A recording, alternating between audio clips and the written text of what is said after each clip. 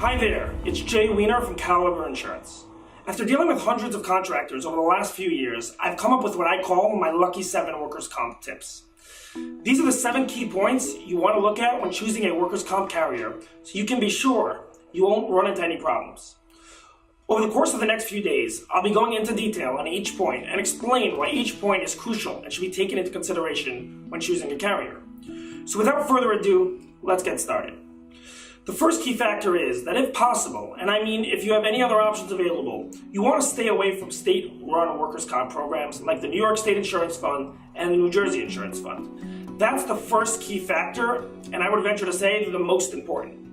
I would say the same thing, even if you're with a safety group within the state fund, and the reasons are as follows.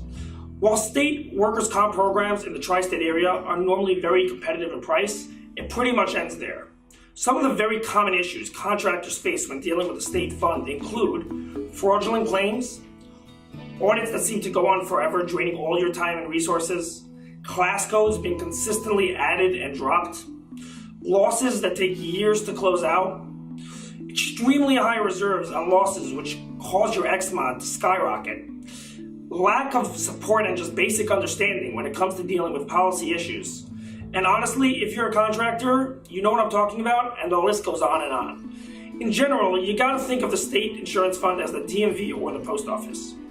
No one there is in a rush to help you. Most people there don't seem to be particularly passionate about what they're doing. And most importantly, since it's run by the state, there seems to be little to no accountability from employees. The concern of them losing money because of claims isn't nearly as prevalent as it is with the private carrier. With a private carrier, there is a clear sense of urgency to close out a claim so they won't have to pay out any more money on your behalf.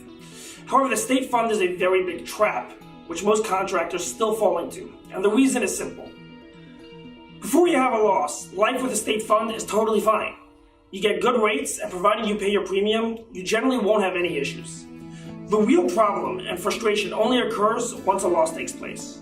The issue is that you kind of have your insurance for when a loss does take place. See, when a loss occurs and it's not handled properly, it ends up having long-term effects and puts companies into real binds.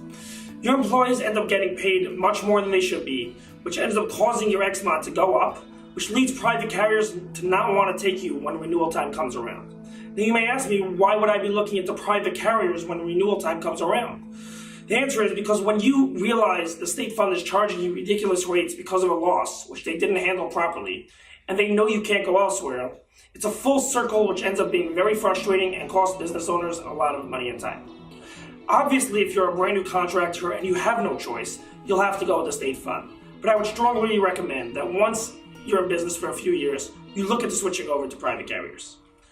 So, that is the first of the 7 key factors you want to look out for when choosing a comp carrier.